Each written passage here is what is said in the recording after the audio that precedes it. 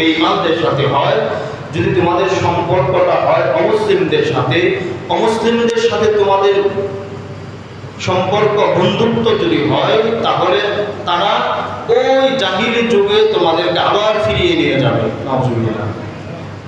তো নিয়ে গেলে লাভ কি হবে আর ক্ষতি কি হবে? নিয়ে গেলে কি লাভ হবে?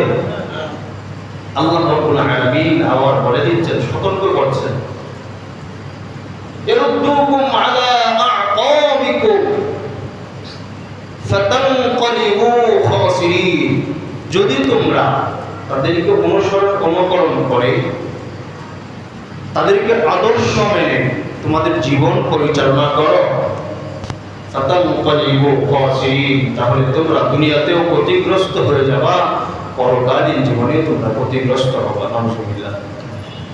তাহলে আমাদের আদর্শ, আমাদের বন্ধু, আমাদের অভিভাবক কি অমুসলিমদেরকে বানানো যাবে না। এবার আসেন, যদি অমুসলিমদেরকে